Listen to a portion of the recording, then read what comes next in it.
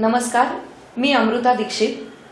आम्ही ठाणेकर वृत्तवाहिनीमध्ये आपणा सर्वांचं स्वागत। एक दृष्टिक्षेप आतापर्यंतच्या ठळक घडामोडींवर। मध्य रेल्वेच्या ठाणे रेल्वे स्थानकावरील प्लॅटफॉर्म नंबर 5च्या रुंदीकरणासाठी पहिल्यांदाच मध्य रेल्वेने तब्बल 63 तासांचा मेगा ब्लॉक घेतला आहे।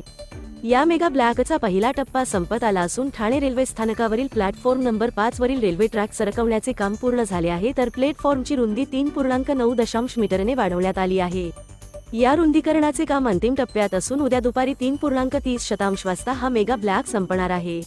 या मेगा ब्लॉकमुळे मुंबईच्या दिशेने जाणाऱ्या काही रेल्वे गाड्यांना मोठ्या प्रमाणात गर्दी पाहायला मिळते आहे। प्रवासी जीवघेणा प्रवास करत आहेत। खासदार राजन विचारे यांनी आज ठाणे महानगरपालिका आयुक्त सौरभ राव यांची भेट घेतली आहे। ठाणे शहरातील नाले सफाई त्याचप्रमाणे रस्ते सफाई, सर्व्हिस रोड हायवेमध्ये समावेश करणार याबद्दल नाराजी व्यक्त केली असून महानगरपालिकेचे अधिकारीच कंत्राटदार झाले आहेत, त्यांच्यावर आयुक्तांनी लक्ष द्यावे असे राजन विचारे यांनी सांगितले आहे। आजपासून सुरू झालेल्या मेगा ब्लॉकला पर्यायी बसेस सेवा सुरू कराव्यात अशी मागणी आयुक्तांकडे केली असल्याचे खासदार राजन विचारे यांनी सांगितले आहे। माजीवडा येथे आमदार श्री संजय केळकर यांनी नाला सफाई पाहणी दौरा केला। सफाई चालू आहे, परंतु ही वर्षातून एकदा होते आणि हा कचरा वर्षभर जमा होत असतो, त्यामुळे स्थानिकांना आणि संपूर्ण गावाला मच्छर आणि त्यापासून होणाऱ्या रोगांना सामोरे जावे लागते। दुर्गंधीचा त्रास वेगळा आहे। ही बाब आमदारांच्या निदर्शनास आणून देताच त्यांनी पाहणी दौरा केला, त्यामुळे पुढील 4 दिवसात नाले सफाई पूर्ण होईल असे आश्वासन प्रशासनाकडून देण्यात आले। त्याबद्दल तमाम जनतेकडून आमदार केळकर यांचे आभार व्यक्त करण्यात आले। हा या ठिकाणी नाला आहे। या नाल्यावरून एक ब्रिज तयार केला जाणार आहे, तो MMRDAच्या माध्यमातून केला जाणार आहे। 3-3.5 कोटी त्याचं बजेट आहे, ते आता तातडीने सुरू करण्याची गरज आहे। त्याच्यामुळे आम्ही पाठपुरावा याचा करणार आहोत। तर म्हणजे या ठिकाणी शेकडो वाहनं जी आहेत ती या ठिकाणी एकदा ब्रिज झाला की ती वाहनं जाऊ शकणार। या खालचा जर नाला आपण बघितला तर जो तिकडून साफ करत आणलेला आहे की इथे सगळा आता सामान कचरा जमलेला आहे, तर त्याची देखील पाहणी मगाशी आपण केली। पण हा ब्रिज जो आहे तो इथल्या लोकांना वरदान ठरेल आणि तो ठरण्याकरता पुढच्या काळामध्ये आम्ही MMRDAकडे, कारण MMRDA याची पूर्ण जबाबदारी घेतली आहे, त्यांनी पैसे आणि निधीची तरतूद केलेली आहे आणि त्याच्यामुळे पुढच्या काळात त्याचा पाठपुरावा करून लवकरात लवकर या कामाचं भूमिपूजन कसं होईल याच्याकरता मी बघतो।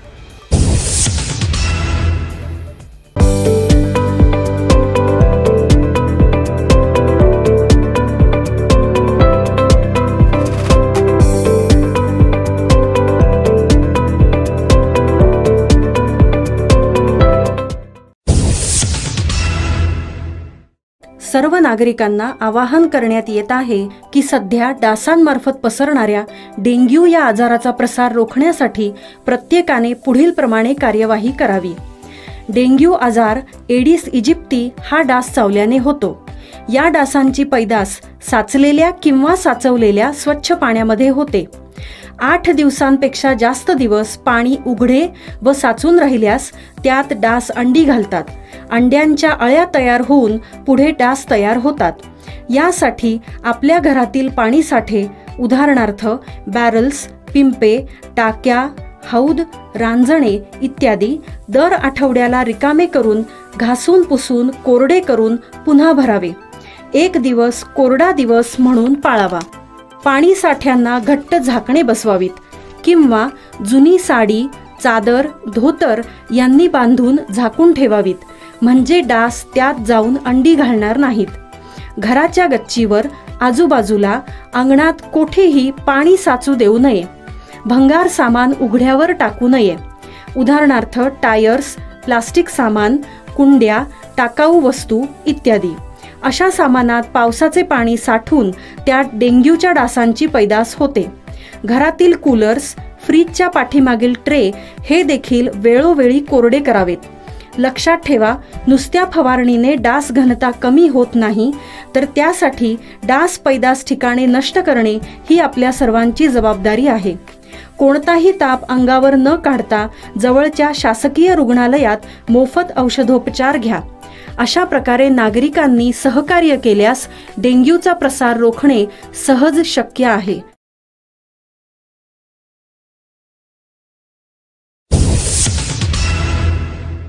डॉक्टर बाबासाहेब आंबेडकर यांच्या पुतळ्याच्या खांद्यावर हात टाकून माजी नगरसेवक मनोहर डुंबरे यांनी फोटो सेशन केल्याच्या निषेधार्थ ठाण्यातील मातंग समाजाच्या कार्यकर्त्याकडून आंदोलन करण्यात आले आहे. डुंबरे कायदेशीर कारवाई करण्याची मागणी यावेळी करण्यात आली. डॉक्टर जितेंद्र आव्हाड यांच्या निषेध करण्यासाठी गुरुवारी भाजपच्या वतीने आंदोलने करण्यात आली होती. या आंदोलनादरम्यान मनोहर डुंबरे यांनी बाबासाहेब आंबेडकर यांच्या खांद्यावर हात ठेवल्याचे छायाचित्र समाजमाध्यमावर झळकले होते. यामुळे शुक्रवारी समीर नेटके आणि अशोक सोनावले यांच्या नेतृत्वाखाली आंदोलन करण्यात आले आहे. यावेळी कार्यकर्त्याकडून मनोहर डुंबरे आणि मनुस्मृतीची प्रतिमा फाडण्यात आली आहे. आज आम्ही इकडे मनुस्मृती फाडून फेकून दिलेली आहे. जी मनुस्मृती इथली जाती व्यवस्था आणि विषमतावादी ही जी मनुस्मृती आहे, जी सांगते की स्त्री ही संभोगाला आतुर असते, जी मनुस्मृती सांगते की स्त्री ही चारित्र्यहीन असते, अशा मनुस्मृती या भारतात कालबाह्य व्हायला पाहिजे. परंतु असं न करता शालेय पाठ्यपुस्तकामध्ये हे मनुस्मृतीचं अध्याय हे आणण्याचं काम हे मनुवादी सरकार करत आहे. आणि त्याच मनुवादी सरकारमधले मनोहर डुंबरे हे माजी नगरसेवक आहेत भाजपाचे. त्यांनी काल डॉक्टर बाबासाहेब आंबेडकरांच्या खांद्यावर हात टाकून त्यांची ही मनुवादी जी वृत्ती आहे ही दाखवलेली आहे. त्याच्यामुळे हा निषेध म्हणून आम्ही मनुस्मृती ही फाडलेली आहे आणि मनोहर डुंबरे यांचा निषेध केला आहे. मनोहर डुंबरे यांना तात्काळ ॲट्रॉसिटी ॲक्ट अंतर्गत 301D प्रमाणे त्यांच्यावर ॲट्रॉसिटी गुन्हा दाखल व्हायला पाहिजे, ही आमची ठाणेकरांची मागणी आहे. आज ठाण्यातला समाज हा अतिशय आक्रमक होत आहे या बाबतीत. तर त्याच्यावर लवकरात लवकर गुन्हा दाखल नाही केला तर याच्यापुढे मोठ्या प्रमाणात आम्ही आंदोलन करणार आहे. माझं नाव अशोक रमेश सोनावले आहे. मी काल एक आंदोलनाचं भारतीय जनता पार्टीचं आंदोलन जे केलं होतं त्याचे फोटो पाहिले. त्या फोटोमध्ये भारतीय जनता पार्टीचे उत्साही कार्यकर्ते माजी नगरसेवक मनोहर डुंबरे यांनी काल बाबासाहेब आंबेडकरांच्या पुतळ्याची विटंबना केली आहे. त्यांनी फोटो सेशन करत असताना पायामध्ये शूज घालून ते पुतळ्याजवळ उभे राहिले व तसंच त्यांनी बाबासाहेब आंबेडकरांच्या खांद्यावरती हात टाकून फोटो सेशन केलेलं आहे. त्या गोष्टीचा आम्ही तीव्र निषेध करत आहोत. जर याविरुद्ध जर त्यांच्यावरती ॲट्रॉसिटी अंतर्गत गुन्हा दाखल झाला नाही तर आम्ही आंदोलन आणखीन तीव्र करणार आहोत. पोलिसांना काल तक्रारी अर्ज दिला आहे. त्याच्यावरती बोलले आम्ही सविस्तर चौकशी करून कारवाई करू. कारवाई नाही झाल्यानंतर आणखीन आम्ही तीव्र आंदोलन करू. आम्ही ठाणेकर म्हणून सांगण्यासारखे अनेक उदाहरणं देता येतील. कारण का ह्या शहराचा जो इतिहास आहे, सामाजिक परंपरा आहे, सांस्कृतिक परंपरा आहे, धार्मिक परंपरा आहे, किंवा ह्या शहराच्या ज्या पाऊलखुणा वेगवेगळ्या प्रांतांमध्ये उमटलेल्या दिसतात, त्या पाऊलखुणा जरी जपल्या तरी आम्ही ठाणेकर का म्हणून आम्ही अभिमानानं सांगतो याची प्रचिती आल्याशिवाय राहणार नाही. आम्ही ठाणेकर म्हणून सांगण्यासारखे अनेक उदाहरणं अभिमानाने सांगता येतील. त्याच्यामुळे ह्या शहराचा सांस्कृतिक इतिहास आहे, सामाजिक इतिहास आहे, सामाजिक बांधिलकी आहे, ऐतिहासिक पाऊलखुणा ह्या शहरानं जपलेल्या आहेत. साहित्यिक चळवळ ह्या शहरामध्ये मोठ्या प्रमाणात रुजली आहे, ती पुढे गेलेली आहे. आणि ह्या सगळ्या पार्श्वभूमीवर जर मी विचार केला ह्या ठाण्याचा नागरिक म्हणून, तर आम्ही ठाणेकर म्हणून मला ह्या शहराचा सार्थ अभिमान वाटतो. आम्ही ठाणेकर.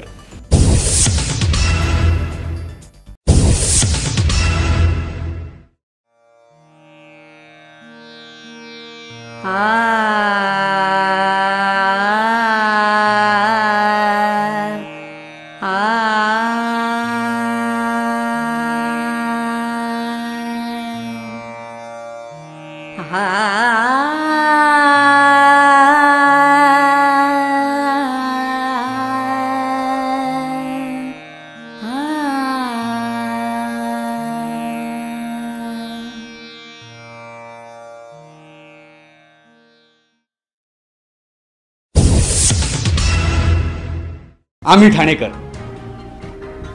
आम्ही ठाणेकर. आम्ही ठाणेकर. आम्ही ठाणेकर.